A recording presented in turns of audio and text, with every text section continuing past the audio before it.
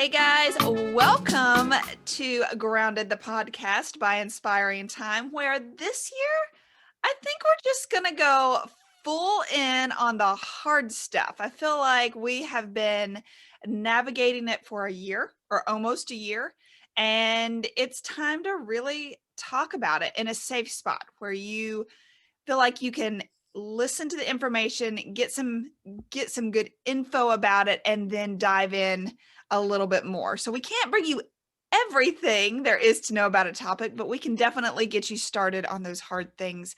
Joining me today is my dear friend, Melanie Bledsoe. Oh my gosh, thank you so much. And we love each other so much. We're wearing like the same thing. Hey, friend.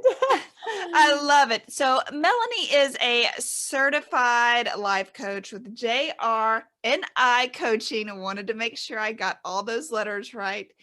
And she is actually the co-founder of the Red Bow Project, which I'm going to let her explain to you in just a few minutes. It brings me such great pleasure to introduce this wonderful woman. We're actually military spouses together. She has been navigating a very long distance relationship for 6 years with a beautiful little boy, 10 years old, and very similar in age to Emma Catherine. So she is right there in the throes with me. I think that's why we really connect on all different levels. We met 9+ years ago. Yes. It's been a while. And ever since then, I bet there has not been a week that's gone by that we have not sent a text, an email, social media, something, and really kept up. So if you have one of those friends in your corner, make sure you are connecting with them. That is some of my best advice today. But today we're going to talk about shame resilience. And oh my goodness, before we dive into that topic, I'm going to let you, Melanie, throw in whatever I might have left out so people feel like they know where you're coming from. So there we go. Thank you for being here. Thank you so much. I am so excited to be here. And yes, so I'm Melanie. Hello, everyone. I have a 10-year-old son, Logan, and Air Force wife navigating a 6-year-long total long distance marriage from Arkansas to Arizona. I'm a virtual entrepreneur, co-founder of the Red Bow Project. And the Red Bow Project, I'll just say a little bit. My cousin and I, Amber, that was born out of our divorces and deep, raw, very real conversations that we had through our divorces. And post, we each got our life coaching certifications and then basically vowed to take our greatest pain and turn it into one of our greatest purposes. And the Red Bow Project was founded. So we help women in transitional phases of their life. If you're becoming a single mom or already blending a family or navigating a co-parenting relationship, we help those women. And it's been deeply rewarding work. So Deeply rewarding, very high emotion. And if you have been or started to navigate that process, you know that you need somebody there just to listen to you. And let me tell you, Melanie, that she's your girl. If you're right there in the throes of it. So I am just so excited that you are here to share about shame today, because it's such a heavy topic and something most of us navigate away from. So what is shame? Because we might not all think of the same definition. And how in the world can we become resilient to it? yes. Oh, I'm glad we're talking about this. It's still a very taboo topic. And so we can't talk about shame without talking about the amazing Brene Brown. She is a shame researcher. If you haven't heard of her, I really suggest. She has vulnerability and a shame TED Talk. Highly recommend finding those. She has many, many books. Today I'm kind of pulling from I Thought It Was Just Me, but It Isn't, and her book Gifts of Imperfection. They're amazing. So I'm going to read her definition of shame because I think it's great and it nails it. So her definition is the intensely painful feeling or experience of believing that we are flawed and therefore unworthy of acceptance and belonging. So, shame is universal. We have all felt that warm wash of shame that makes you feel small and insignificant, not good enough, and maybe even inherently flawed. And what we know is that if we're wired for connection because we're humans. That is how we cultivate relationships and communities. But if we are feeling shame spirals, then that disconnects you from human interaction. If we feel like we are flawed, then we fear that people won't like us for who we really are inside. Maybe our thoughts, our beliefs, our opinions, our struggles, and that can disconnect people from one another. So working with Melanie and I actually became friends over a mommy group when we were both expecting, right? Yes. I had Logan. You were expecting. Oh, I was expecting Junior. Yes. Yes. Okay. Yes. And being with a group of women is quite interesting, first of all. In fact, until I was really married, I don't think I had but one or two close female friends. There always seemed to be drama attached to those relationships, and that really stressed me out. That wasn't where I wanted to be. But then when I met this mommy group and we were all beginning to share, I'd really experienced shame looking back now, knowing that's what it was on my own. But then when I met this mommy group, it was different. I felt like I could connect and I could talk. So what are some of those, as people are thinking through, well, I don't feel shame, but truly, what are some of the big topics, if there were any, that shame looks like, maybe? Absolutely. Yeah, no, that's great. So I think shame is characterized and organized by gender. So it looks very different for men than women. And so let's talk about women first. I think for women, a couple of the biggest things, especially nowadays, is social media is a huge shame trigger because you almost have your own personal brand of shame spiraling through social media. Let's say you have body issues, and you think you're not good enough. Well, you have photoshopped bodies all over social media. If you are in struggle in your marriage, or you are, newly divorced or anything like that, you have happy, perfect, smiling families all over. Let's say you're just a really busy mom, like we all are, and you're trying to do all the things because as women, that's what we're taught, is that do all the things, be all the things, be perfect. And you might see like this busy mom making organic plant-based meals, and you have just put chicken nuggets on the table and you feel shame for that. Right. And so, that is definitely one area. Another one I just touched on was, that I think we're taught as young girls by society or your family that you do it all. You work, you raise the kids, you cook, you do groceries, you make time for your spouse, but don't forget your personal self-care time also. But really, it's just a contradiction because there's not enough hours in the day to do it all. And then you just feel shame because you feel like the ball's dropping all the time in different areas of your life. So I think those are the biggest ones for women. And I have to say that you and I met at a very critical point in my young married life. Small child, toddler, expecting another one. Christopher Jr. came screaming into this world, or lack thereof, with a NICU stay and a PICU stay. I had just opened up my own LLC, and I'm thinking, okay, I can do it all. I'm in my 20s. I've got this under control. I've been watching all these people across social media doing all these things. And what I might not have noticed is that they had either parents that lived close to them that could help, that they had some other support system in the way of it wasn't just their hands preparing meals, Right.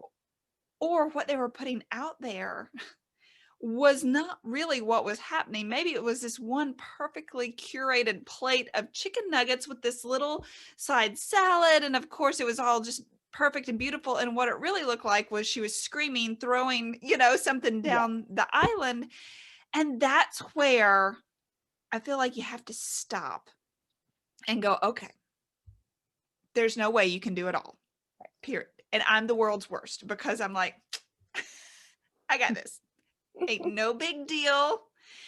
And at some point I knew that's the part that I think I was feeling shame about.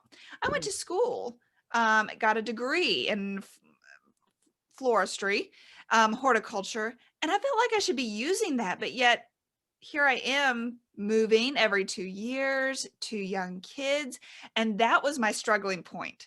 That is actually how Melanie and I really connected over a direct sales company. And that brought some purpose back.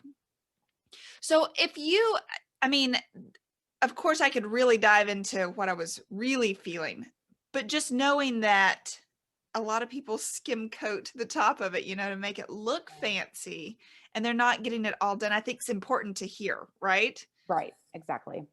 And that's what support groups are really meant for, is Yeah. to share and connect over that. So through your coaching, what do you really like connecting with women over? I know you said the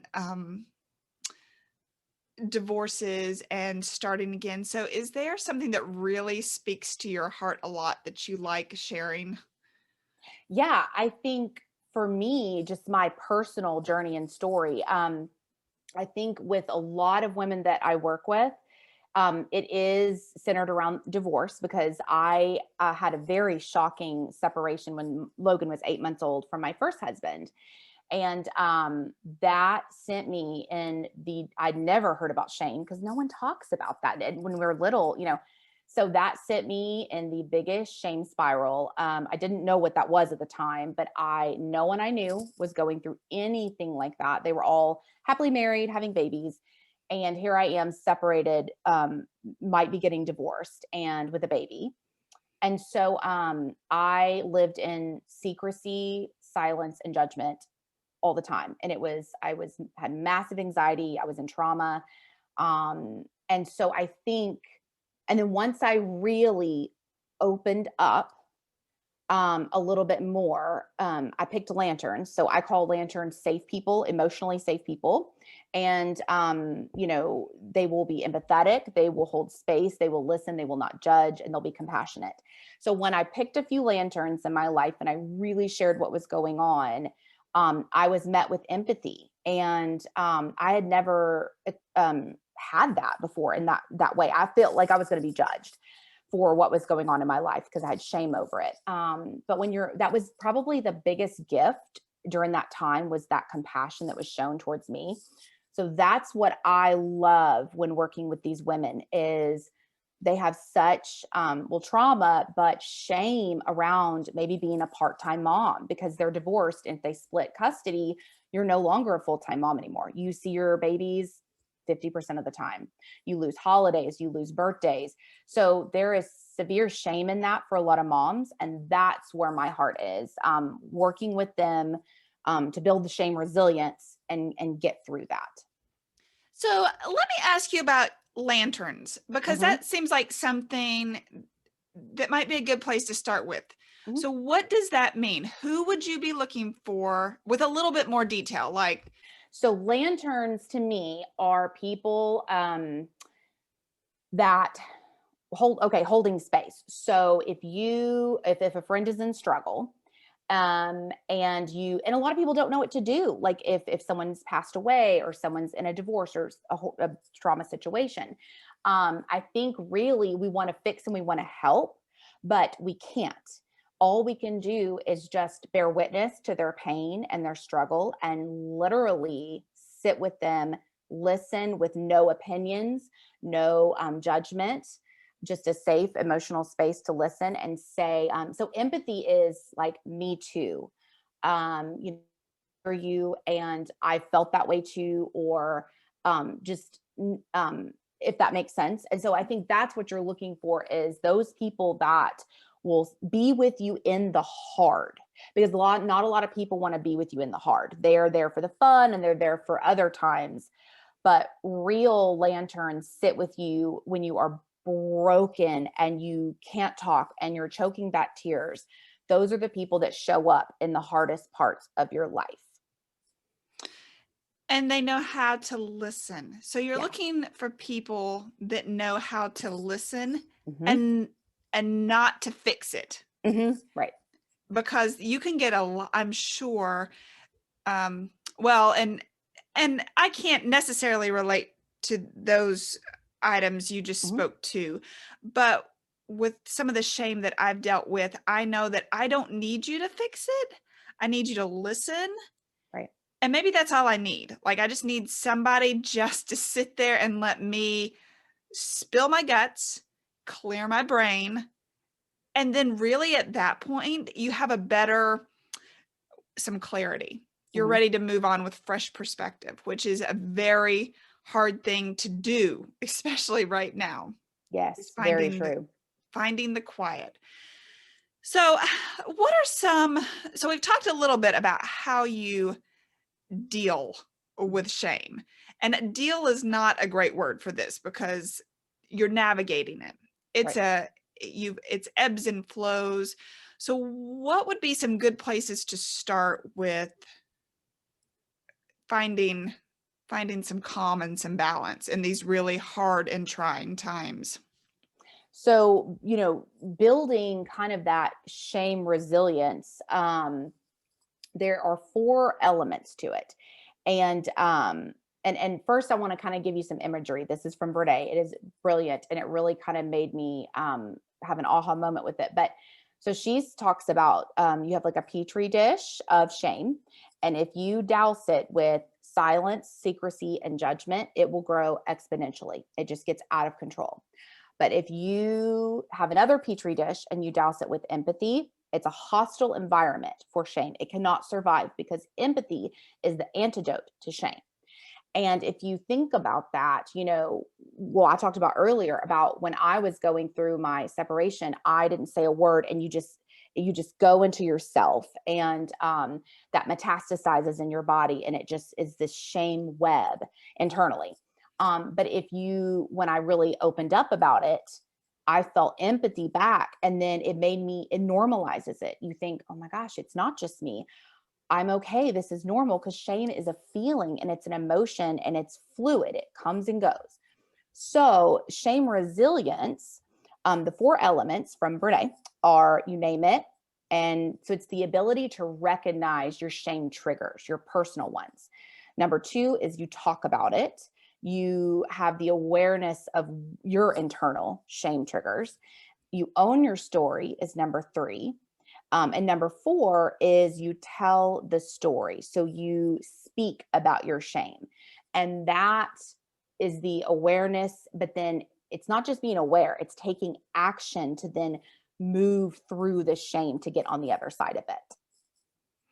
And that right there, I mean, that really does sum it up right there, because usually, even on the side of, there's never a small shame, is what I'm trying to say, because everybody, what might feel insignificant to one person is somebody else's shame trigger. Right. And that's where the empathy comes in. Like, you cannot take one person's emotion and compare it to somebody else's. And so I think being aware of that, from somebody being the lantern on the lantern side, is very important. That's, I think, how you can navigate helping, by listening. Right. And knowing that it's not the same across the board. It's not the same. We all internalize it very, very different. Well, I know we talked about us both we've talked a lot about women. But I know right now, raising a son, I didn't grow up with brothers. So I don't know, everybody always says, oh, just toss them out in the backyard and let them duke it out. Well, I don't know, really. We didn't do that. I don't know how that works. Right. But I do know that it's very interesting raising a son and a daughter.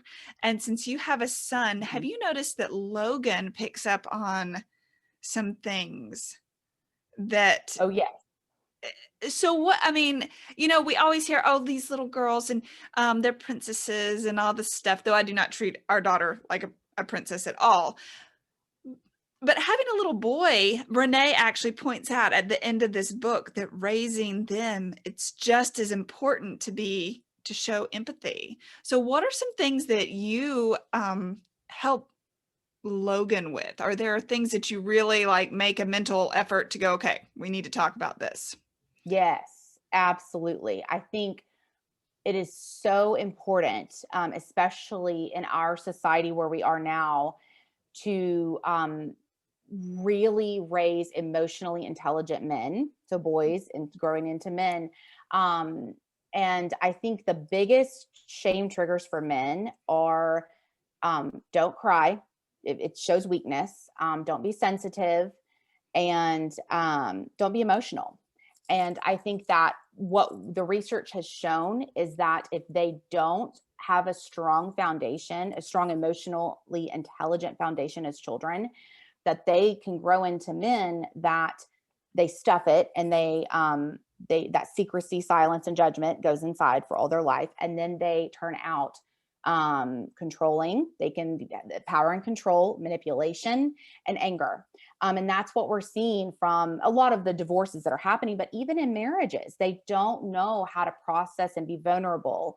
And so I think for Logan, I've worked really, really hard at naming all the emotions, and it's normalizing them. Like, we all as humans feel angry, sad, joy, shame, embarrassment, all the emotions, and it's fine and it's normal and it's valid. And helping him process, so not just naming it, but helping him process through it. So he is autistic, and he has a lot of shame triggers around his stemming, which is like when he flaps his hands to self-regulate, he tippy-toe walks, and he hums in class, and he's not even aware half the time he's doing it. And so a lot of people make fun of him. And so he'll come home and you can tell he feels just flawed because of these things. And I just make sure to remind him, your birthright means you're worthy. You are worthy of love and connection and belonging because you are you and you are human.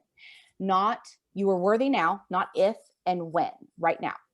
And I just have to remind him of that, and that it's fine to feel shame. Mommy feels shame.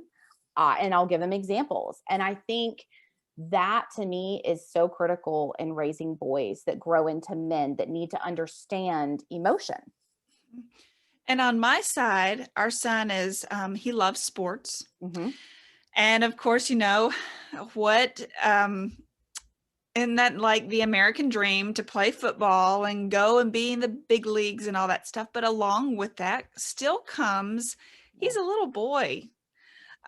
So when we started the football thing 2 years ago, he would come home in tears. He would find, you know, all of his life would said, you don't hit, you don't hit, don't hit. And then all of a sudden we turn him loose on this football field and we were like, hit him.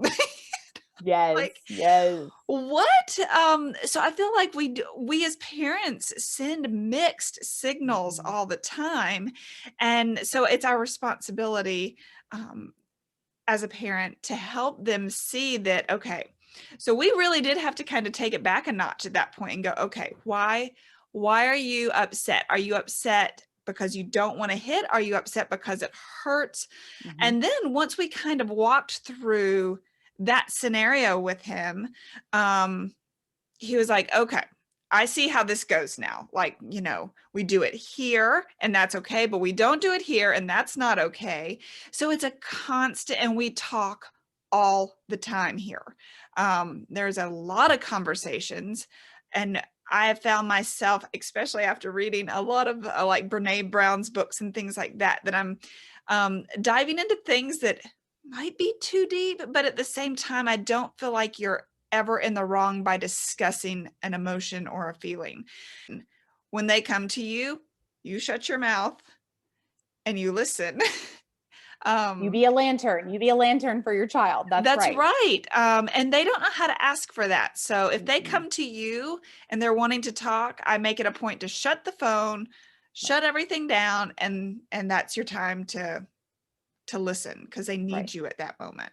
They do. And then you're teaching them. And that's the thing. I think we just assume that they will just learn it, or they should know it, or it's intuitive, but it's not. Like a lot of these like life skills for your life tool belt, we have to teach them that stuff. Otherwise they would never know, or they're going to learn it out in the world, and you want it to be from you for sure.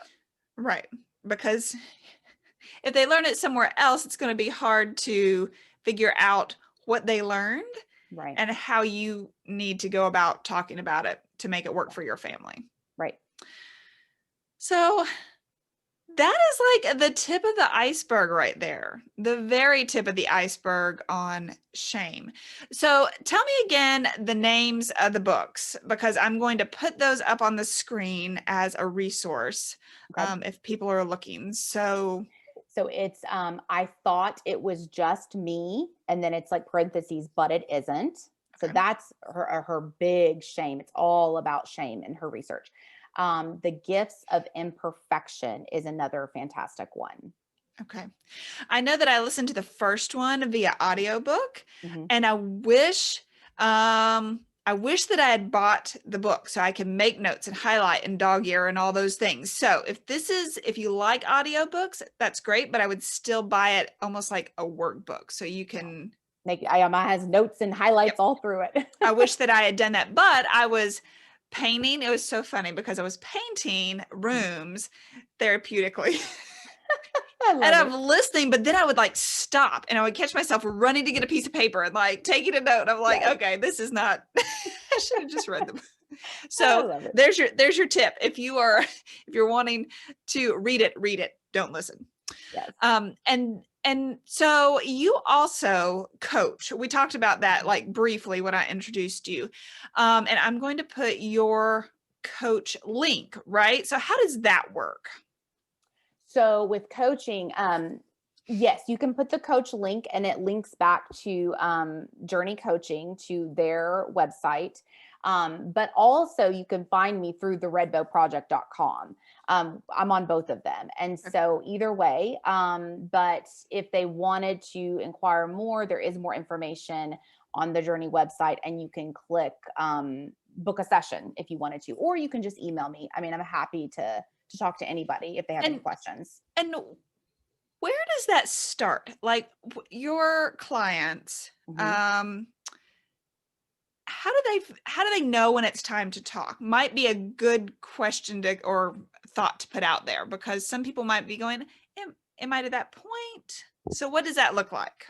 Right. So as coaches, and I think, I definitely want to say this. So we're not therapists. Therapists kind of help you. They go through almost your past and bring you to baseline. And then coaching takes you from baseline and makes you, more functional. It's about goal setting, and it's about kind of the more positive aspect. Like once you have healed enough to get to where you want to set goals for yourself, whether that's, if you're, like I said, single mom, blended family, co-parenting, or even just for yourself, that's kind of where we come in, and we basically hold space.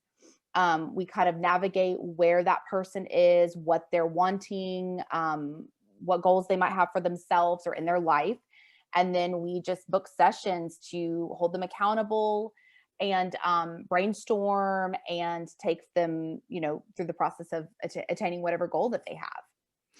And I have to say, I've done several coaching sessions, and it is just about that. It is a place to where you can, again, almost like brain dump a little bit, and then set goals. It's about setting goals. It's about looking to the future and getting a plan of action. And again, you really kind of self-set that. Your coach helps you navigate it, but it's all about you focusing on where you want to be. You lead it, essentially. Yes, absolutely. And again, Melanie, through the years has been such a good coach, just in our friendship even. I'll call her and I'll be spewing off, whatever, and she just listens. And then she goes, okay, now where are you going? I'm like, okay, I feel much better now. Thank you. Had to get that out, vent that out. Yes, yes. And now we're good to go. And that's, Yeah. a lot of people I think get scared when you say coach, like, Yeah. what does that mean? But it is just that. It's just helping navigate to get to your goal. So Right. I love it. This has been refreshing. I feel like so many of us, especially 2020, have kind of gone down this shame spiral of, did I put the right food on the table? Am I here completely mentally for the kids, for the family? So there's so many things that could have absolutely triggered you into feeling like you were not doing your very best, when in reality, this is a year that we're just all kind of stepping lightly. Surviving baby steps. Yes. That's right. Yes. So if that is where you're feeling, that is completely normal. And again, Melanie is a certified coach. I have no background in therapy or anything like that. So what we offer here today is simply starting off points and tips to kind of help you start on that journey. And I will link how to find Melanie below. And is there anything that you'd like to leave us with? Yeah, I think one last thing. I do have an exercise. So if anyone's interested in kind of starting their own shame resilience, kind of doing a deep dive or diving into it.